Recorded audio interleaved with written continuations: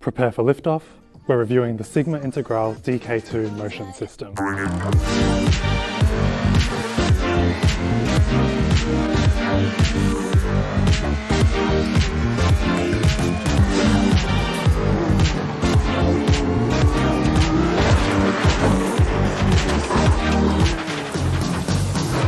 Sigma Integrale are a Californian motion technology company, and the DK2 is their entry-level consumer motion system. Made in the USA, the DK2 is a 4-actuator, 3-degree of freedom system with 2 inches of travel and a rated weight capacity of 500 pounds or 227 kilograms. Sigma Integrale's exclusive Australian distributor is RaceKraft Simulations, who have loaned me this kit to review, so big thanks to them. In today's video, I'll show you what's in the box, the installation, and my experiences with the product as a whole. Stay tuned.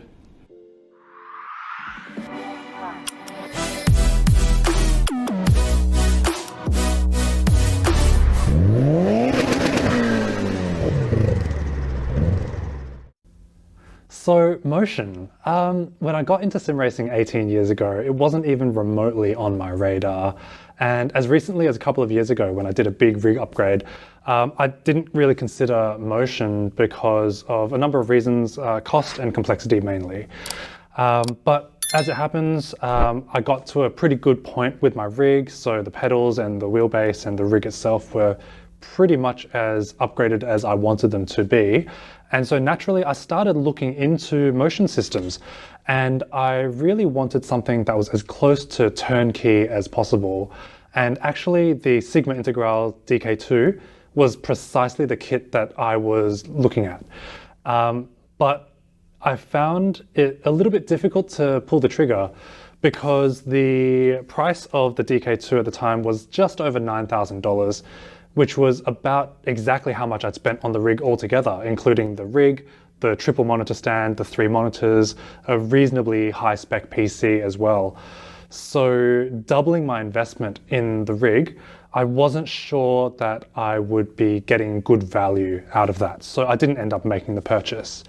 Luckily, thanks to RaceKraft, they've loaned me a DK2 kit, which means that I actually get a chance to give it a try, and I'll be able to let you guys in on all of my findings about that kit. Now, about my relationship with RaceKraft, I do want to point out I make a living as a dentist. So I don't make any money from RaceKraft, whether that's to make these videos. I don't make any commissions on sales whatsoever. John and I are just sim racing enthusiasts, and you'll probably see quite a few videos coming out that are sort of crediting RaceKraft, because John's been very generous with his time and with his business to sort of keep the content flowing. And from my perspective, I get to have the equipment in my hands. I get to install it the way that I would on my own rig and share with you guys my honest findings. I know that John really cares about the product, and my job is to hold him accountable so that he is only providing good product. And if there's anything that's subpar, I'll let you guys know first, and John will hear the same time as you. Anyways, so I've got the entire DK2 kit spread out in front of me here. I'll actually take you back in time 1 hour to when I unboxed this just a few moments ago. I want to point out that this is not a brand new kit. It's actually been installed before and just put back into the packaging to send to me. They have sent me some new cables and fasteners, so it's kind of like a refurbished kit, but you can see the condition of the box. It's definitely been around a little bit. I wanted to do this unboxing, not to give you an idea of what a brand new kit would look like, but to see when you're spending 9,000 Australian dollars, you want the kit to come from America safely. So what we've got here is the control box right at the top. There probably was another layer of foam on top of this, just looking at the clearance from the top of the box. So I do expect that this would be quite well protected. Let's take that out. So there's the box there, a bit of branding on the top, connectors on the front, and what we've got, so we have an auto switching power supply, which is good, so no little Interesting. Okay. There is actually a little toggle switch for voltage, which I'm going to leave at 230 because I am in Australia. So let's put that down. Okay, top layer goes away. Okay, so we have all of the connectors here. So I have been given some new connectors. So we've got, I think it's power and data for each of the 4 actuators. So I'll go ahead, set those down.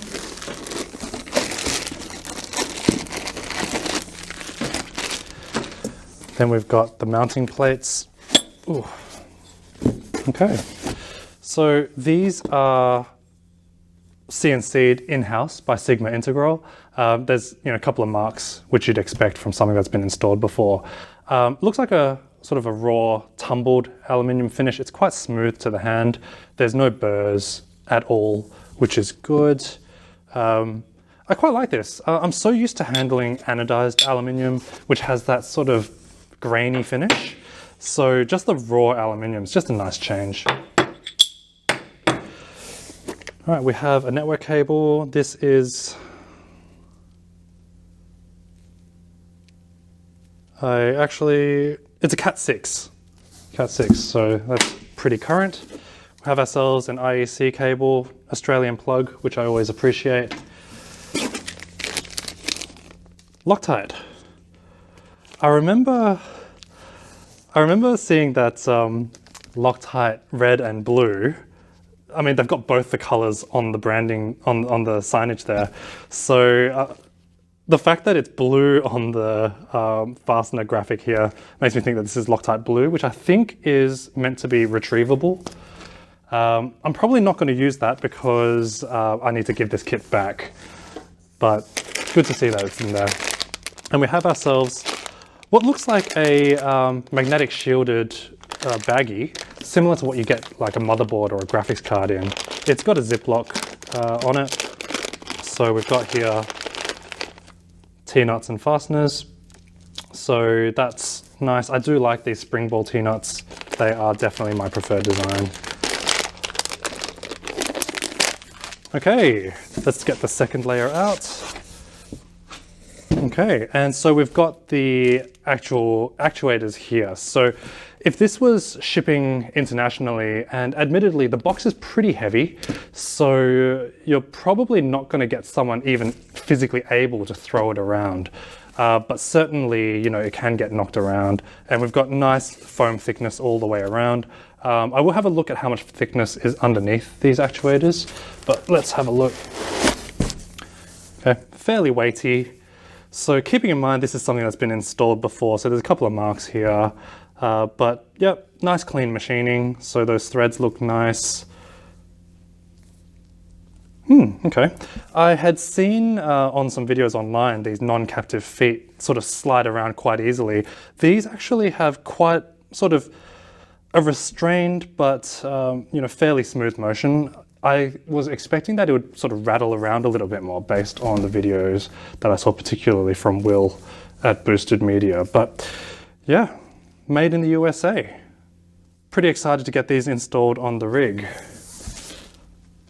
I don't think there's too much to see at this point. I'm just going to be taking these out and placing them on the table.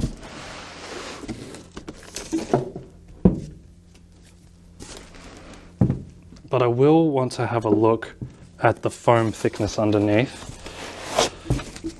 I think the fact that these have come from the US all the way to Australia, they've been installed on a rig before, and now they're in my hands and they're in really good condition, really does speak to the quality of the packaging and the handling by everyone involved.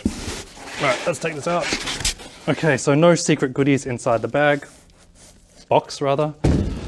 And yeah, so we've probably got about, by my feel, maybe 1.5 inches of foam underneath. And yeah, that's going to be fine. I'm pretty happy with the packaging there. Okay, so that is the DK2 kit in all of its glory. So all that's going to be left to do now is to get organized, and we'll jack up the rig and take off the casters and get this all installed.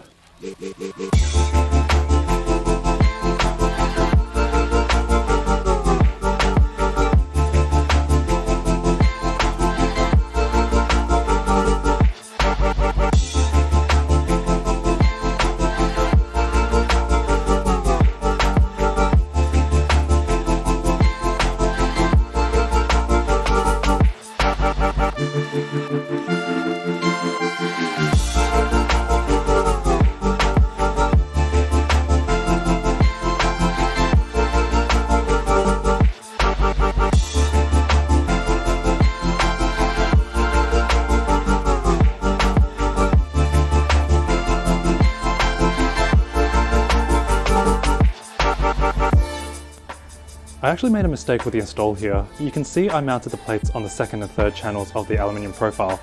They bolt on just fine, but because the cables connect from underneath into the actuators, there wasn't enough clearance for the cable connection. So I had to redo the install on all four corners like this.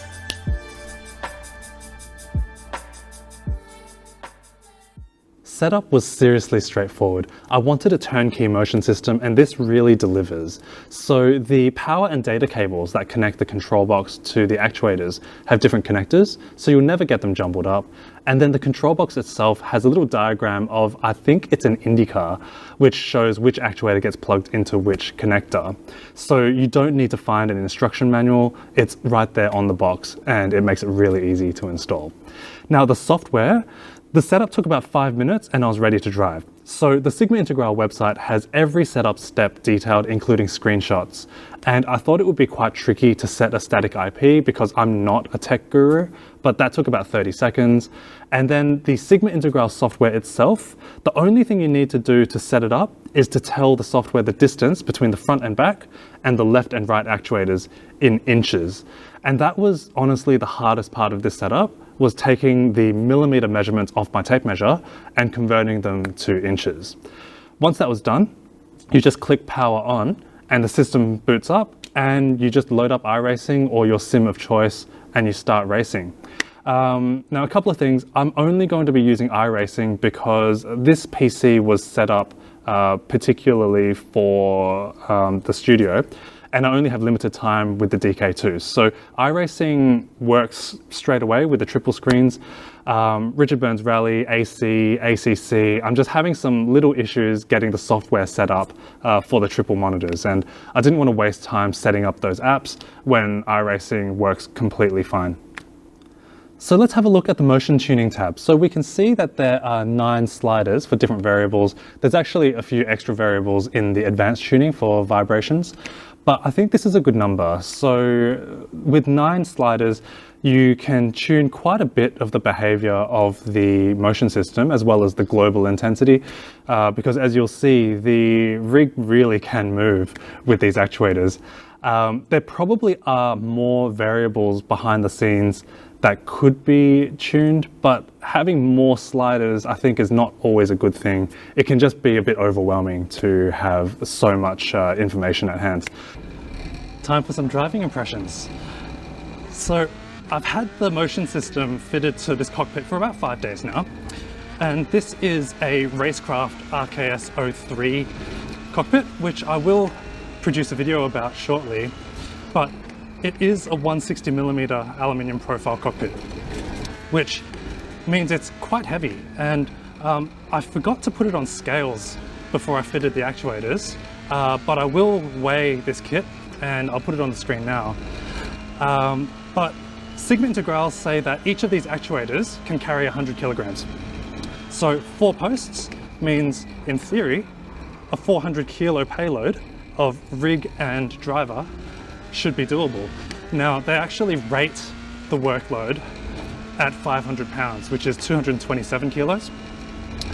And I doubt many of you will have a rig and cockpit, rather, a rig and driver combo that approaches that limit. So anyways, this is a relatively heavy cockpit and the kit is throwing it around with ease. So I think that there's no issues at all with the power with this kit.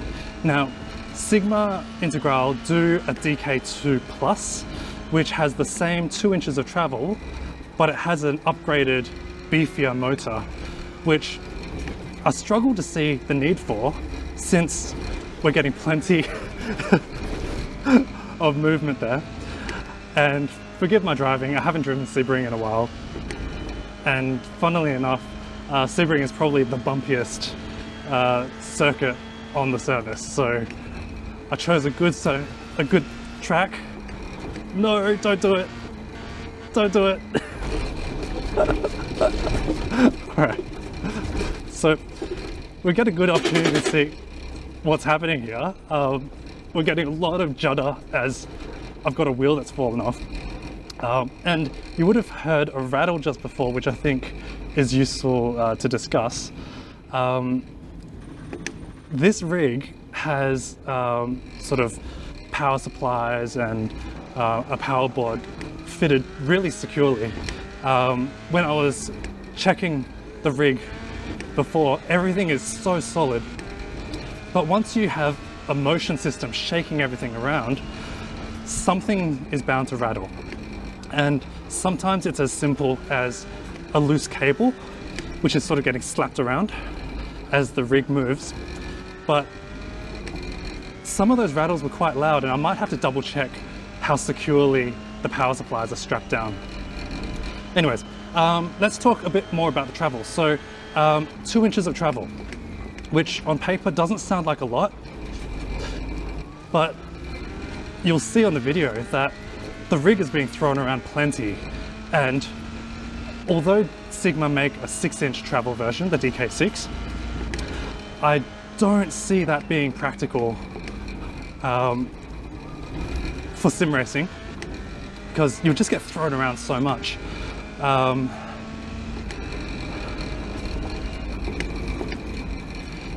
And in terms of the actual feedback that's being put through to me, certainly the bumps throughout the track and also the curbs, definitely makes you think twice about hitting curbs, which I think is a positive and a negative, because if you're out there trying to set fast times, exploiting track limits is definitely part of it. And certainly last week at Montreal, you have to attack the curbs quite aggressively, and I was finding that the motion system was really kicking me about, which is lots of fun, don't get me wrong, but it's a lot to deal with when you're trying to race fast. So on the topic of racing quickly, I did do a fair number of laps with and without the motion system, and the lap times were identical. So I don't think the system is giving me any cues about traction or track surface that I'm not otherwise getting from a direct drive wheelbase. So although with more time that might change, I think you don't buy a system like this to become a faster driver. You buy it for fun. And I'm having a lot of fun.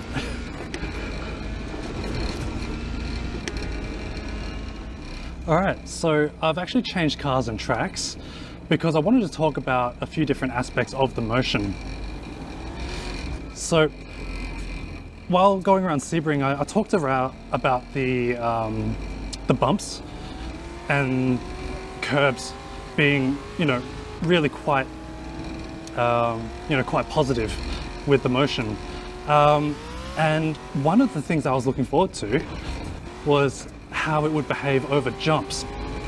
Because if you've ever driven a car fast over a crest, then you'd be familiar with that butterfly sensation in your stomach, where you sort of become a bit weightless and you feel the car kind of dropping underneath you. And I was really looking forward to seeing what the DK2 would be able to do in terms of that. And I have to say,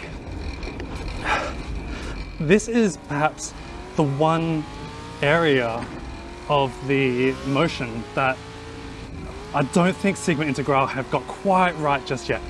I think there's definitely potential in the actuators to do it, but right now the feeling over the crests as you get air, it doesn't feel like you're getting airborne. I believe that the motion algorithms that Sigma Integrale use are based off of the suspension telemetry. And so what happens when you get airborne and the suspension gets unloaded is nothing. And so the moment you take off, it just kind of feels like the actuators just go, they kind of let you go, as opposed to doing something to replicate the feeling of you going over a crest. So I imagine the way to do that, and I think I'm probably the least qualified person to guide software and hardware developers on how to do their job, but kind of feels like we need the whole rig to kind of fall away from underneath you as you go over a jump. Because when I go over a jump, it kind of feels like the rig jolts forwards a little bit. So you kind of learn to recognize that the car is airborne because it does this very characteristic jolt, but it does not feel like you're airborne. That being said, the sensation when you land is spot on. So when you're airborne and you land, you can feel the suspension sort of compress and then rebound, which is spot on, and I'm very happy with that. But as it stands today, if you're hoping to get butterflies in your stomach, I don't think the software is quite there. Although, as I understand it, the Sigma Integrale guys are pretty proactive about developing their algorithms. So I'm hopeful that, you know, with this feedback, they'll push out an update, perhaps catering more to people who do a lot more of this style of racing. Now, another thing to consider is we touched on the weight of the rig before, and I'm curious how a system like this will cope with a lighter rig. So conventional wisdom online is that if you're getting an aluminium profile rig, you get 160mm if you're doing motion, because it's stiffer, but it's also heavier. So what I intend to do is to actually swap out the rig for an 80mm rig, and we'll put them on the scales and actually check in real figures what we're dealing with. But I want to see if there are any downsides to using a less rigid rig, because I feel my instinct is that the 80mm rigs are probably strong enough, and if anything, the reduced weight is going to give you a better experience. There's a couple of 80mm rigs that are available to me. There's my personal rig and also this Exodus Racing XR1, which I have in for review, and I'll have a video up shortly about that. But you can see that part of its design is this big side plate that holds the uprights in place, and it does a really good job, but it does take up the space where I would normally fit a DK2 mounting plate. Now, if I were to put it a bit further back here, then the whole thing would just become very front heavy, and instead of that, I'll actually go ahead and install it on my personal rig. Okay, so we have the system installed on my 80mm profile rig, and there's a couple of changes. So you would have noticed maybe that the computer and triple monitor setup has changed. So this is actually my personal setup, my computer and screens, because the monitor setup I was using before, that was set at quite a tall height, and that suited the RaceKraft rig better, which is configured in a GT seating position. So these monitors were configured to be sat right here in front of my steering wheel, but because of the height of the rig now that it's lifted up on the motion actuators, I couldn't fit them in this spot, otherwise it would actually bang into the rig as it moved.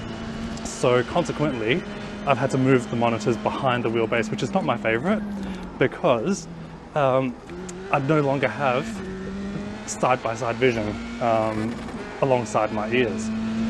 And one thing that I thought was really interesting was that when the monitors are nice and close, I don't notice the bezels at all. But when they're quite further away from me, what happens is those bezels, instead of being here, they're here. Whoa, whoa, whoa.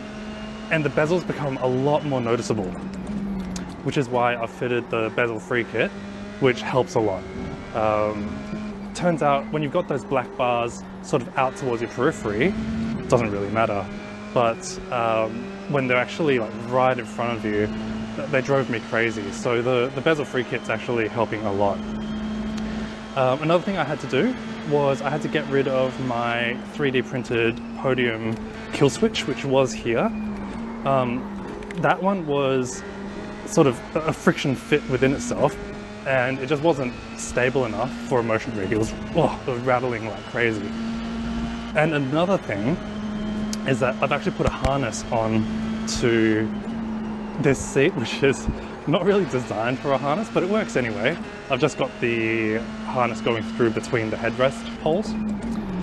And the reason I did this was that this rig absolutely throws me around. And I don't think it's to do with the weight, although this rig is lighter than the RaceKraft rig. So I actually finally put them on the scales. The RaceKraft rig is 99 kilos, and this rig is 78. So there's a difference of 21 kilos, which is, honestly, it's actually less than I thought it would be. And if you imagine 20 kilos, I mean, that's the weight of a sack of flour or a big bulk bag of rice, like I get from the Asian grocers. So it's a decent amount of mass, but I would say that the motion, I've actually got this turned down a fair bit compared to with the RaceKraft rig. So naturally lighter payload, lower motion settings, and I'm still getting thrown around quite a lot. And I think the main thing that contributes to that is the fact that this is my formula rig. So my head is actually quite a fair bit behind those rear actuators. And so if you've ever ridden in the back of a bus that goes over a speed bump, you really get catapulted upwards whenever you hit those bumps. And I think the same thing is happening here. So when I hit a bump, and this is Sebring, there's plenty of them, my whole body was being launched up. So I put the harness on, which helps with that, but the side effect is that now my torso is quite well restrained, but my head is now the part that gets thrown around. So my head is just banging into the headrest here. So I probably need to dial down the motion settings a little bit more. But everything else is sort of reading consistent to my previous findings. Now I have had a little bit more time with the rig since I pulled it off the RaceKraft rig and put it on here. And there's a few things that I think are interesting. So, I kind of had this impression that the motion system was like just this massive bass shaker. So it gives you the same cues, just on a much more massive scale. And one thing that I wanted to bring to attention is that this is a lot easier to set up than a bass shaker setup. So the thing with bass shakers is that they're quite awkward to mount. I know with me, one of the reasons I don't have a bass shaker fitted to this rig as it is when I changed my seat, there's just no easy way to put them onto a car seat. If you've got a fiberglass like bucket, then of course you can just drill holes into it. But I mean, this motion system, you just bolt it onto the sides and away you go. Now, it's definitely easy, it's definitely more intense, and you pay for it. So this system currently retails for about 10,000 Australian dollars versus, let's say, a 4 bass shaker kit plus the amps, you're probably looking at about 600 Australian dollars. So the cost difference is quite significant. That being said, with the bass shakers, you don't get thrown around like this, which is definitely a plus from a comfort perspective, but also, I mean, it's just so fun. Like when you're trying to cut a curb, and with the motion systems, when you hit a curb, the feedback is so intense. It really does impact your steering. Like it causes you to steer off course, which again is not what you want if you're trying to set fast laps.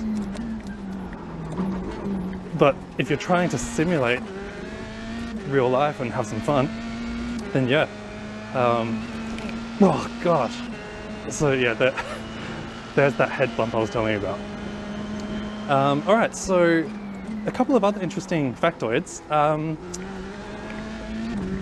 When I was reviewing the footage, when I started to put this video together, I had this suspicion when I was driving on the RaceKraft rig that the motion system was actually like lifting a leg and moving around, like jumping around.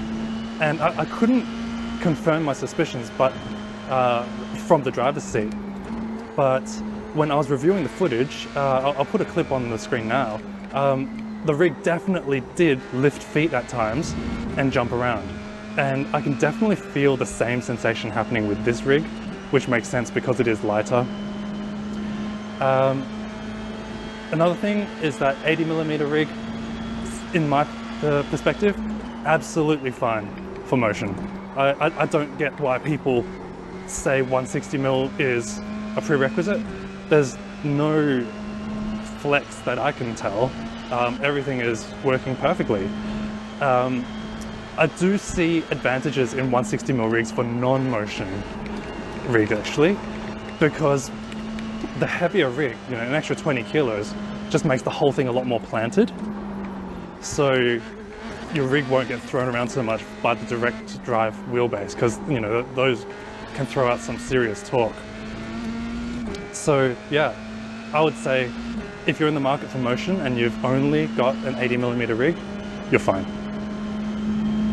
And another thing that I thought was quite interesting was I had suspicions when I was assembling the rig the first time, but the bolts that Sigma Integrale give you to install the rig, the DK2 kit onto your rig, they're pretty long, and I thought that we would be just on the edge of acceptable tolerances. But when I took off the actuators from the RaceKraft rig, the bolts had actually gouged little circles through the black powder coat finish and left these little marks on the profile. And what that means is that the bolts are too long and they've gone through the channel, they've gone through the T-nut, and they've actually bottomed out on the channel of the aluminium profile. And if it was really pronounced, what would happen is you would bottom out on the channel before the T-nut actually gets engaged.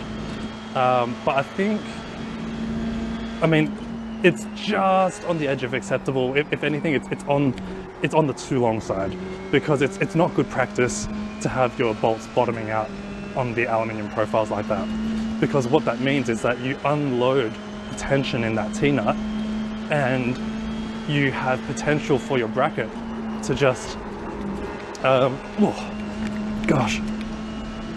your bracket won't be securely fastened. Now, I haven't felt any loosening of anything to result, and honestly, when I switched to this rig, I thought about going to my local fastener supplier and just getting shorter bolts.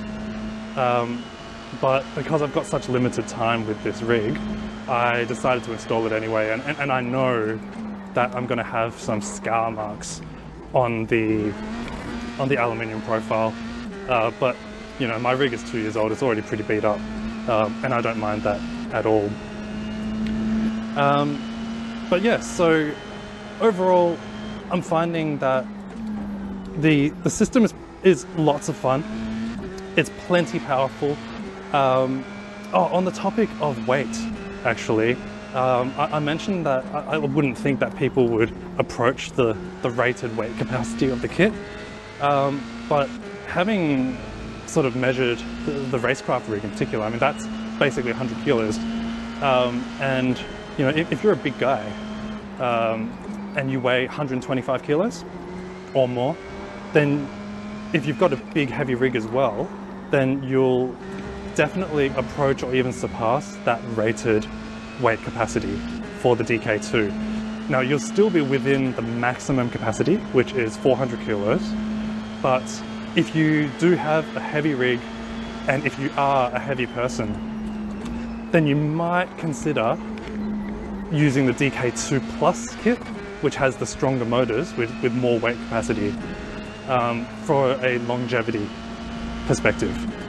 So what happened was I started cutting the footage together, and again, that last segment, when I was looking at it on the computer and I was watching me get thrown around on this 80mm rig, I realized that there was so much flex in the Volkswagen seat that I was using. And I'll put some footage on the screen now that sort of demonstrates that. But basically, you know, aside from the geometry, where my head is behind the rear actuator, if you look at the backrest of the Volkswagen seat, it is just springing back and forth and back and forth. And I suspect what's happening is that it's kind of resonating, where as the actuators make the rig incline and decline, the seat itself starts to sway, and it's out of step with what the motion system is actually trying to produce. So you kind of introduce a bit of physical latency in the backrest of a seat that's not rigid. So what I've done is I have taken the fixed back Formula seat from the Exodus Racing XR1, which we looked at briefly earlier in the video. So I now have the Formula seat, one piece, very rigid, and straight away you can feel an improvement in the fidelity of the motion, but also just the extent to which I'm being thrown around, which is basically none. I'm getting a really good motion experience, just like I was getting with the RaceKraft rig. So I think with a motion system on your rig, I would definitely say, based on my experience, having a fixed back seat is an absolute prerequisite. And there's probably not many of you who will be spending $10,000 on a motion system and cheaping out on the seat. Don't get me wrong, I love good value, and I think for a non-motion rig, pulling a regular car seat out of a passenger vehicle like a Volkswagen Golf, very unexciting vehicle, is a really good choice. I mean, I raced on that thing for a year or so, completely fine, very comfortable, the fabric breathes well.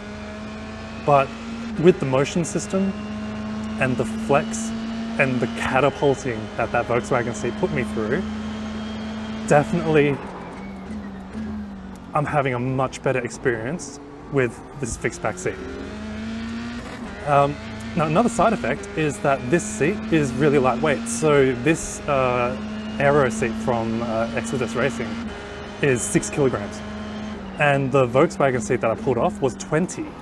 And so what that means is that, again, I've reduced the weight of the rig, and that is going to improve everything to do with the motion. So the rig was 78 kilograms with the Volkswagen seat, it's now 64. And we're looking at some serious weight savings compared to the RaceKraft rig. Although, as I showed you before, this system doesn't seem to have any issue at all throwing around the heavier RaceKraft rig. But I think, like with real motorsport, if you can reduce weight, I think that's a good thing with a motion system, provided that the rig is stiff enough. And I do believe that my 80mm rig is stiff enough. I did eventually get these off the rig. So I was driving with these for about 2 weeks, and the system was completely faultless during that time. I didn't encounter any issues with it whatsoever. Now there's a couple of things that I forgot to mention while I was driving, and so the first of these is power consumption. So I hooked up my power meter to the control box, and I was surprised to see that the motion system used a peak of about 160 watts during use, which was a lot less than I was expecting. Consequently, I was quite comfortable to run my entire rig, the motion system, the wheelbase, computer, monitors, all off of the one power plug plugged into the wall. So that ended up being about 1200 watts, which is about 5 amps in Australia. In America, that's probably pushing the bounds of what you can safely run off of a single cable. But on the topic of power consumption, I was really surprised. My two computer setups, one of them has a quad monitor setup, the other has triple ultra wides, and one of them ran about 500 watts during use and the other ran 1000. So I was really surprised that the computer specs are quite similar between the two, and the fact that there was double the power consumption on one leads me to think there's something worth assessing there. I'll probably do a separate video on power consumption of sim racing equipment just to explore this issue a little bit. But another thing is size. So with the the custom billet aluminium housings that Sigma Integrale use, they're able to optimize weight, strength, size, all of that. And so this is roughly 60 by 60 millimeters. And a lot of the competing products on the market actually use a regular 80 by 80 millimeter piece of aluminium profile as their casing, which makes them look really chunky and cool. I mean, in comparison, when you see this mounted on, especially the 160 millimeter rigs, it really looks quite miniature. And it looks like a bodybuilder who skipped leg day. But I have to say that even though these are quite a bit smaller than their competitors, I walk into them all the time. And so I can't imagine what it would be like if I had something even bigger and chunkier. I'm sure I would walk into that way more than I would like. I will say though, these heat sinks, which are like a cast aluminium, they're quite a rough surface finish. So when I did walk into them, I did get these like mild scratches on my calf because they're not the smoothest material out there. All right, so in terms of installing a motion system on your rig, and this may apply with other systems as well, I did find that it shook everything on the rig, no surprises there, but it does make things loosen. So I think periodic maintenance, checking the tightness of all of the fasteners on the rig is definitely the thing to do. So I would say that you would definitely want a lot of room around the rig to make maintenance easier. Another thing is that I would certainly recommend that you simplify your rig as much as possible. For instance, the RaceKraft rig, everything is on the rig. We've got the power board, power supplies, everything is on the rig, which is really great. It's really neat and tidy, but that's more stuff to shake around and potentially loosen.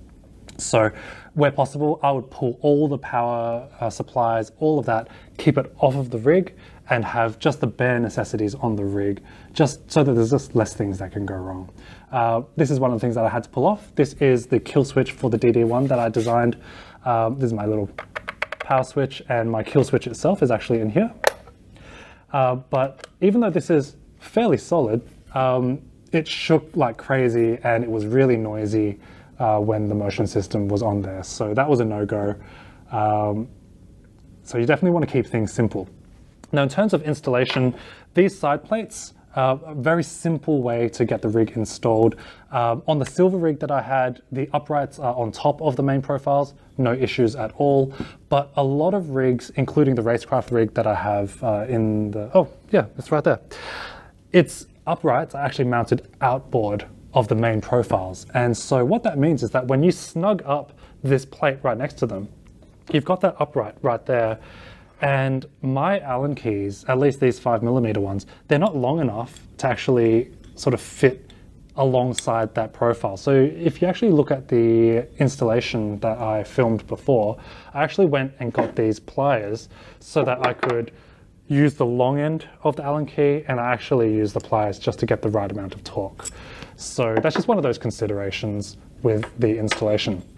Now, I touched on this in the driving section, but these fasteners that Sigma Integrale give us, they're M8 by 20, and they're just too long. So they bottomed out on both of the rigs that I installed on. And if we have a look at this, this is the heavy profile that my rig is made of. So the fastener is actually already bottoming out on the core. So this is a fairly high spec of aluminium profile, thick walls and thick cores, so nice and strong. Now, if you have a rig which is made of a lighter duty aluminium profile, and this is a track racer profile, now this is from a monitor stand, so I don't have a track racer profile rig to compare. Track Racer declined to send me anything for review, but this has thinner walls and a thinner core, so it's a lighter duty profile. Consequently, these bolts fit completely fine. There's no issues at all.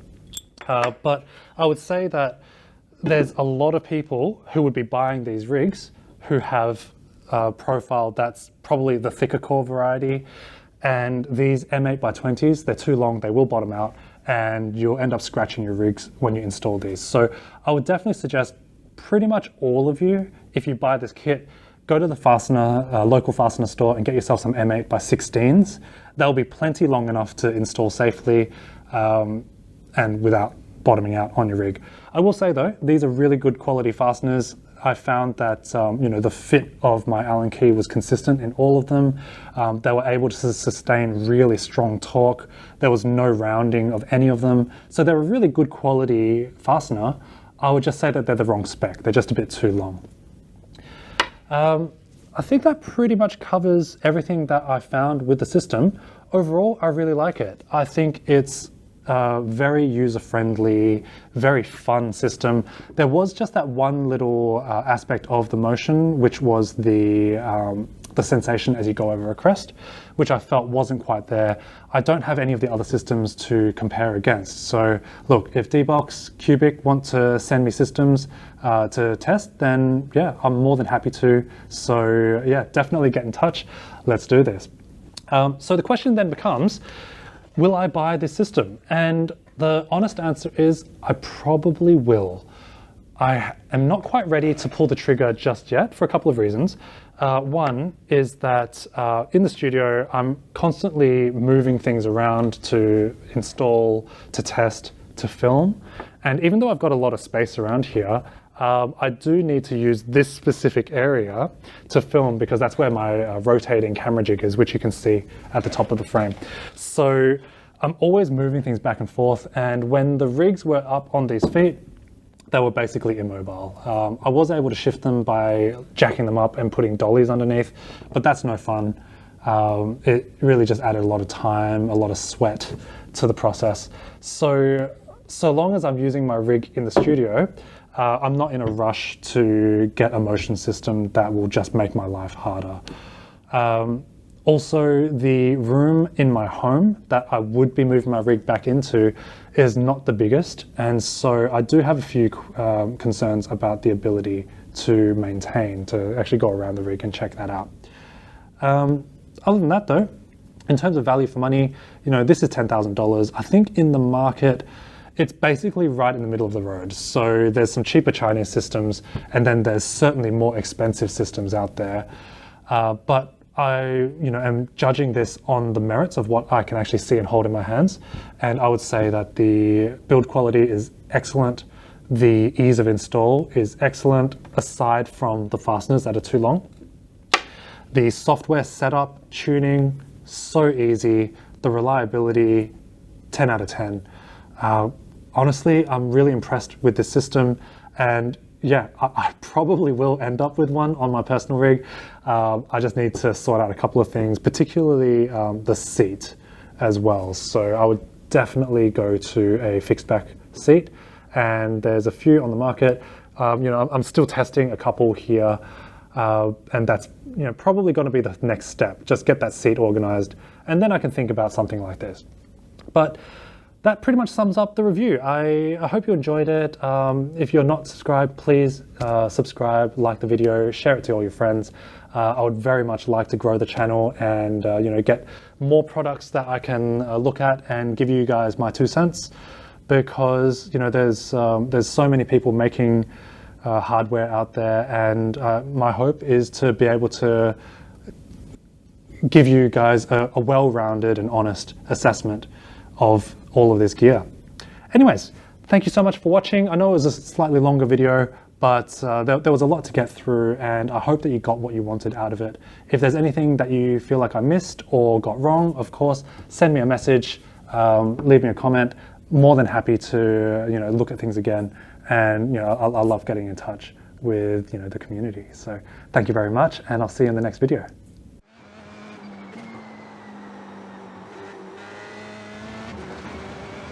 In case you were wondering why there were so few shots of the motion system from the front, this is why. Aside from the control box being in front, you also can see all of the stuff that I tried to hide in the back of the studio, but here it is.